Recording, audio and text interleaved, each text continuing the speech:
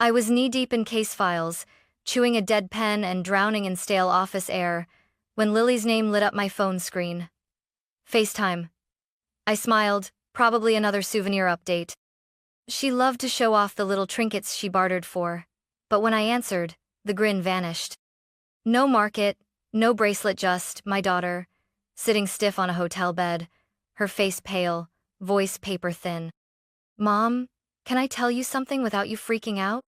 Spoiler, I freaked out. Not on the outside, but inside? Full system failure. She flipped the camera. Her leg was propped on a pillow, swollen, discolored, the skin stretched unnaturally tight. I think I broke it, she whispered. And then came the part that made my stomach twist. I fell yesterday. They said it was nothing, and made me walk. For hours. That was the moment I stopped being scared of flying, and started being terrified of what they'd done to her. I didn't even realize I had stood up until I felt the edge of my desk against my thighs. My pulse was thundering in my ears. Who's seen it? I asked, my voice too calm, too flat. Lily shifted. Grandma, Grandpa, Uncle Brian. And they didn't take you to a hospital? They said it wasn't that bad. It didn't look swollen yesterday. They thought I was just bruised. I had to sit back down. Not because I was tired, but because gravity suddenly felt heavier. You walked on that leg? 3 hours, she said. Maybe a little more. Her tone was detached, matter of fact. They said I was being dramatic, that I'd feel better once the tour ended. That sentence made me sick. And now? It hurts worse. A lot worse. I looked at her, really looked, and saw what I'd missed at first. The tightness in her mouth, the sheen in her eyes, the slight tremble in her fingers. She was trying not to cry. Not because she wasn't in pain, but because she didn't want to ruin the trip. I took a breath. Where are they now? They went out again, she said. Said I could rest. You're alone? She nodded. It's okay. It wasn't. I'm coming, I said, grabbing my laptop. You don't have to. I do. She hesitated. But you'd have to fly. I know. I was already searching flights. Mom, she whispered. You haven't flown since. I know. I found one. One seat. 90 minutes to departure. No time for fear. No time to hesitate. I booked it. Then I called my parents. Straight to voicemail. I tried again. Nothing. I called Brian. He picked up, cheerful. Hey, what's up? You left Lily alone in a hotel room, with a possibly broken leg. There was a pause. She said she was fine. She can't walk. She's always been a little sensitive. It's probably just a sprain. The swelling started last night. You made her walk for 3 hours. We didn't make her. She's 15. She told you it hurt and you left her. She said she wanted to rest. I hung up. There was no point arguing with people who built their reality around their own convenience. I threw everything I needed into a bag, slammed my laptop shut, and rushed down the hallway. My boss looked up from his desk as I stormed past. Claire, where are you going? Family emergency. What kind? The kind where I leave right now. He opened his mouth. I didn't wait to hear it. In the elevator, I ordered a cab. In the cab, I texted Lily. I'm coming. Don't pack. Don't walk.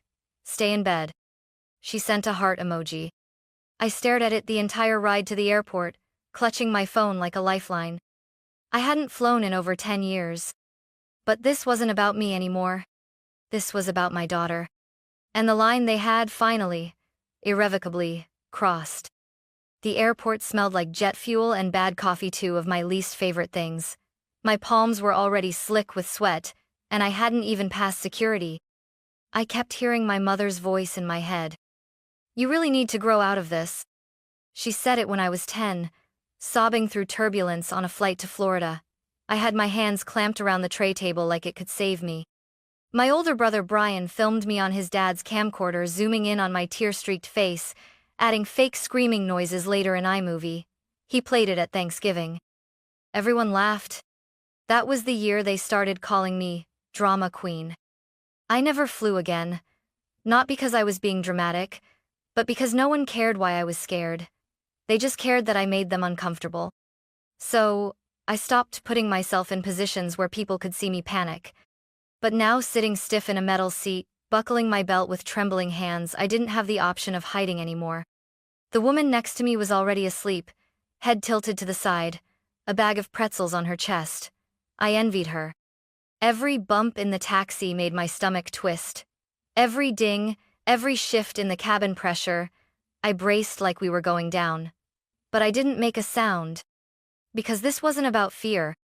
This was about Lily. And what they did to her. I stared out the window, the lights below shrinking as we ascended, and let the fury replace the fear. It was a strange kind of fuel cold, quiet, focused. They said she was being too sensitive. They said she was just like me. They said it like it was an insult. Like noticing pain or asking for help made her weak. Brian could stub his toe and get carried home like he'd been shot. Meanwhile, I once fainted during a hike from heat exhaustion and was told to toughen up. The rules had always been different. Still were.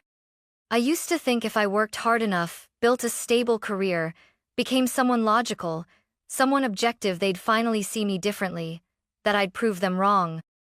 But I've come to realize something. You can't prove your worth to people who are committed to misunderstanding you. And you shouldn't have to. Especially not when the cost is your daughter's broken leg and a smile that's too tired for her age. So I sat still. Silent. While the plane took me toward her. Toward the child they tried to silence. The one they told was too much. Just like they told me. But I know the truth. She's not too much. She's mine. And that means she's just right.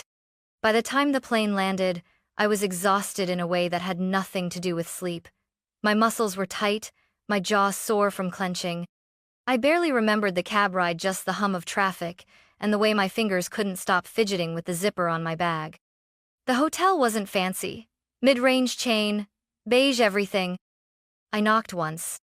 The door opened slowly. Lily stood there in oversized pajamas, hair tangled on one side, eyes rimmed with purple. She looked older somehow, like a kid who'd learned something too soon. "You actually came," she said quietly. "Not thank you.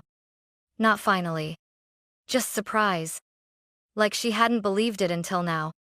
That broke something in me. I stepped forward and wrapped my arms around her carefully, avoiding her leg. Her whole body was warm and trembling. "Of course I came," I whispered. "You're the only person on this planet who could get me on a plane." "Don't make me do it again," I added, half laughing through the sting in my chest. She smiled a little, then winced. Okay, she said, pulling back. "Ow." I glanced down. Her right foot was bare and swollen, still propped up on a pillow. The skin around her ankle was tight, discolored, stretched like a balloon about to pop. "Shoes?" I asked. "One, maybe." It took us 15 minutes just to get the good one on. Half that time was arguing over whether she needed both. She didn't. While I tied the laces, I asked almost absent-mindedly, "So, how exactly did it happen? You said you fell on the stairs?" I expected something sheepish. I tripped. Slippery steps. Something innocent. Instead, she went quiet. Her fingers tightened around the pillow. "It wasn't really a fall," she said. I looked up. "What do you mean?" "It was Jake. He pushed me. As a joke." My hands froze. "He didn't mean to," she added quickly. "I was taking a picture at the top of the stairs like I do all the time, and he shoved me, just like he always does. Only this time, I missed a step." I stood up slowly. "They saw it?" I asked. She nodded. "All of them. Uncle Brian, Grandma, Grandpa. They were right there." "And they didn't say anything?" "Grandma said I was being dramatic. Uncle Brian told me to stop crying because I was scaring the tourists. Grandpa asked if I'd twisted it before the trip." My chest burned. "And you didn't tell me this on the call because—" She hesitated. Because I thought it would go away. And because I didn't want to make a thing out of it. I didn't want to get Jake in trouble. I knelt in front of her, met her eyes. Lily, someone pushes you down a flight of stairs, and your leg swells up like that. You don't protect them, not even if they're family. She looked down. Especially if they're family, I said softly. That's when it matters most. She didn't answer, but I saw the message sink in. Her face didn't change, but her shoulders settled just slightly like something heavy had been removed. When the hospital staff later asked what happened, I would watch her tell the truth. No edits. No apologies. Just the facts. And I'd be there beside her every word of the way. The waiting room was too bright. That kind of artificial light that makes everything feel worse. Like the world is pretending to be clean and calm while everything inside you is falling apart. I told the front desk nurse that I believed my daughter had a broken leg. She looked up at Lily pale, leaning heavily on me, one shoe on, one off, and waved us back without asking many questions. The exam room smelled like disinfectant and paper. Lily sat on the table, biting the inside of her cheek. I sat in the chair next to her, hands folded, trying to look composed. The nurse asked the usual. Name, age, pain level, allergies. Lily answered softly. Then came the question. What happened? She glanced at me just once, then back to the nurse. My cousin pushed me, she said. As a joke, I fell down a flight of stairs. Her voice didn't waver. She didn't cry. She didn't look for approval. She just told the truth. The nurse didn't blink, but her pen started moving faster. 20 minutes later, a doctor stepped in holding a chart. Tibia fracture, he said. Non-displaced, which is lucky. If she'd walked on it much longer. He didn't finish the sentence. He didn't have to. I finished it in my head with a slideshow of worst-case scenarios and what-ifs that made my teeth clench. He explained the treatment. Temporary splint now, cast later. Crutches, pain management, healing time. But all I could hear was Lily's voice saying, I didn't want to get him in trouble. I didn't want to ruin the trip. I waited until the doctor stepped out. Then I turned to her. Tell me everything, I said, start to finish. And she did. After she hit the bottom of the stairs, she was crying. She begged to go to a hospital. They said there wasn't time. Tickets for the walking tour were non-refundable. They told her to ice it at the end of the day. Then made her walk for 3 more hours. The next morning, when she said she couldn't move, they told her she could stay in the hotel while they went on to a winery. They said someone had to stay with the kids, she said. So, they left me. My jaw locked. Even Jake? I asked. She nodded. Even Jake. I stared at her. Did they say anything else? She hesitated. They said I was acting like you. That stopped my breath. Like me? She nodded, eyes on the floor. Too emotional. Overreacting. A drama queen. I felt heat rise in my throat, anger, old and new, colliding in the same space. That's when I knew. This wasn't just about neglect. This was about pattern. They weren't just ignoring her pain. They were repeating mine, projecting every ounce of misunderstanding, dismissal, cruelty from my childhood onto her. And I wasn't going to let it happen. Not again. I stood, stepped into the hallway, and dialed my father's number. He picked up on the 3rd ring. Is she okay? He asked, not because he cared, but because he knew I was about to find out everything. She has a fracture, I said. The doctor confirmed it. There was a pause. Well, it didn't look that bad at the time. Jake pushed her. That's not really fair. He was just playing around. You saw it happen, I said. All of you. And you walked away. He went quiet. I'm pressing charges, I said. The line was dead silent for 3 seconds. Then, Claire, come on. You're going to drag the whole family into court over this? Yes. You're being irrational. No, I said, my voice steel. I'm being a mother. And then I hung up. Back in the hospital room, Lily looked at me with that quiet, steady expression of hers. Was that Grandpa? She asked. Yeah, I said, sitting beside her again. What did he say? I smiled faintly. That I was being irrational. She blinked. You were right, she said. And she laughed a dry, exhausted kind of laugh. But it was real.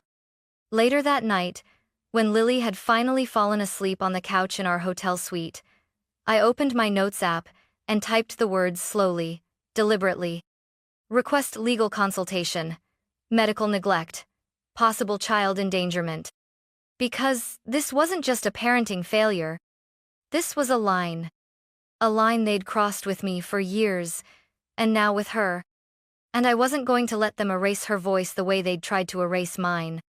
I didn't sleep that night.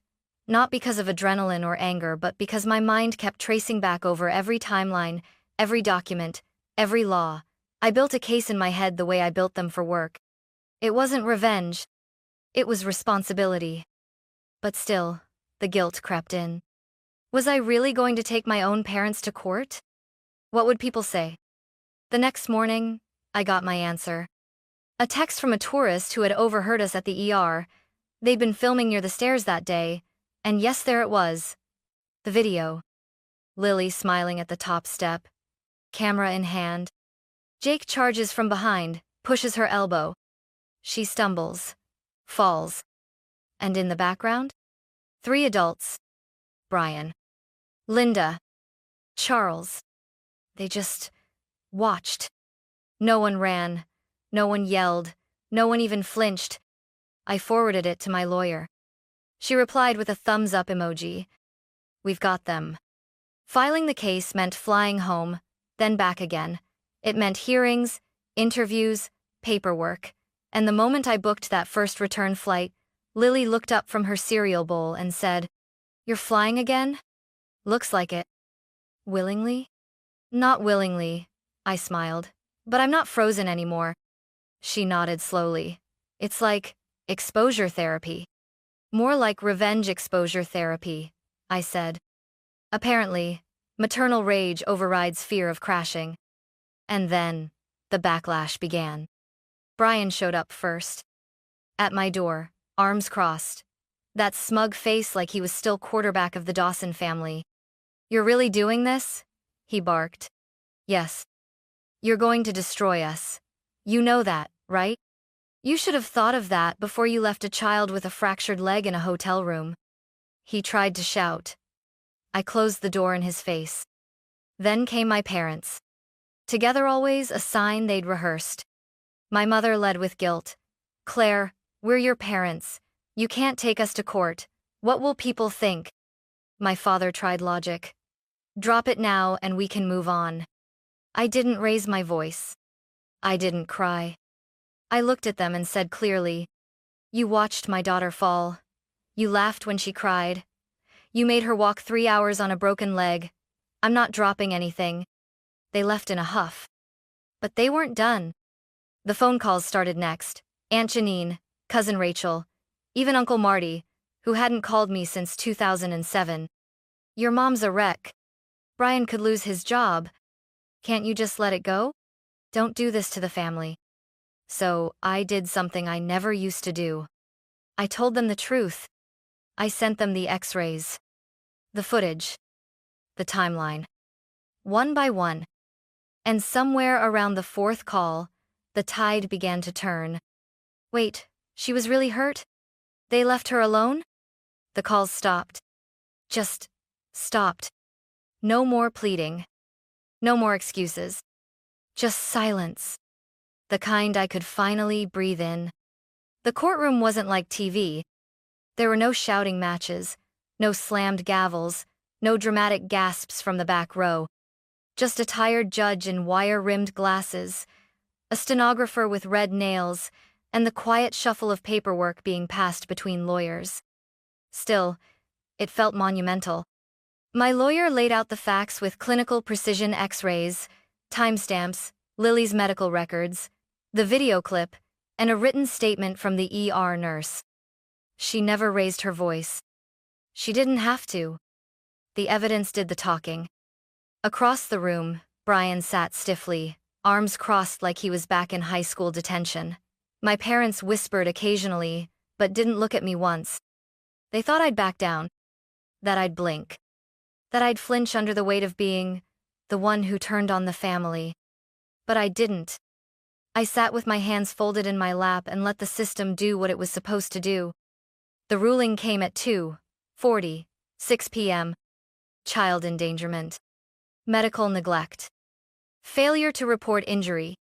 All three, Brian, Linda, and Charles, were entered into the official record. No jail time. But the fines? They were steep. The kind that sting. The kind that follow you around for years. Brian's face went pale when the numbers were read aloud. But it got worse. His employer in elementary school where he taught physical education didn't take kindly to the conviction. 2 weeks later, he was fired. Apparently, schools don't want staff with a record involving child harm. My parents didn't say a word about the judgment. Not in court, not after. But I heard through a cousin that they had to move. Smaller house, rougher neighborhood. My mom called it temporary, but I knew better. A month later, another message came through the grapevine. They were behind on rent. They needed help. They didn't ask me. They knew better. I had stopped the quiet deposits, closed the just-in-case account. No more birthday checks, no more help with groceries, no more guilt-covered bribes disguised as support. I didn't tell Lily any of it. Not at first. I didn't want her to think this was about revenge. Because it wasn't. It was about truth. About making sure she saw what happens when people cross a line and that she knew, deep in her bones, that someone would stand up for her even when it was inconvenient. Even when it was family. Especially when it was family. Lily got quieter after the court ruling. Not withdrawn, just steadier. More grounded. She no longer second-guessed her instincts. No more apologizing for her feelings. No more asking, "Is it okay if I," before stating how she felt. Something in her had clicked into place. One night, while we were folding laundry in the living room, she held up a sock and said, "I think I would have just let it go." I looked up. "I know," I said. "But I'm glad you didn't." She nodded, almost to herself. "You shouldn't have to scream to be taken seriously." That line stayed with me. You shouldn't have to scream.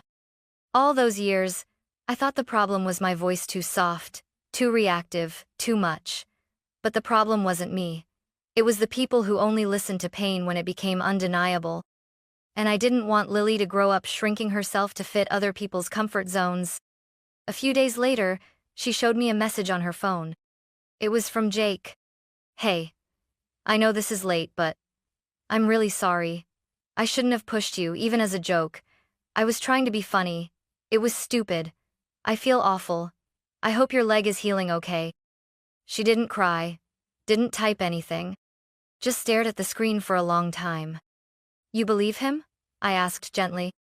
She shrugged. "Yeah, I think so. I don't think anyone made him send it." And I believed her. Her leg was fine now. Fully healed. No lasting damage, at least physically. Emotionally, though? There was a new scar. But it wasn't an open wound anymore. It was something she carried with quiet clarity, like armor. We didn't talk to the rest of the family after the trial. I didn't block them. I didn't post anything. I just stopped replying. Stopped explaining. Stopped hoping they'd one day wake up and say, "We were wrong, we're sorry." I didn't need it. Neither did Lily. We moved on without fireworks or closure, just silence. And for the first time in my life, that silence felt like peace. I still hate flying. I always will. But I've done it again multiple times. For follow-up hearings, for work, and once, just for us. A mother-daughter weekend in Vermont. Cold mornings, thick socks, hot cocoa. Every time the plane lifts off, my palms still sweat, my stomach flips. But I go. Because now, I don't fly to prove anything. I fly because I can. And every time I land, I remember the first time standing outside that hotel room, hearing Lily say, "You actually came." and knowing that no matter how far or hard it gets, I always will. Sometimes, people ask me if I regret it. Taking it to court, cutting ties, letting it all burn instead of just letting it go. And I tell them this: if I hadn't, Lily would have learned that silence is safer than truth. That being easy is more important than being heard. That family gets to hurt you as long as they do it quietly. But now? Now she knows better. She knows her voice matters, even if it shakes. She knows pain isn't weakness. She knows love doesn't mean tolerating disrespect, especially not from the people who claim to love you the most. I didn't teach her that with lectures or bedtime stories. I taught her by showing up, by flying when I swore I couldn't, by drawing a line in the sand and saying, this far, and no further. Some people might call that dramatic. I call it being a mother. And I'd do it all again. Every hearing, every flight, every broken thread that led to this quiet, peaceful life we now get to protect. Not because I wanted to make a point, but because I finally realized you don't have to set yourself on fire just to keep a broken family warm.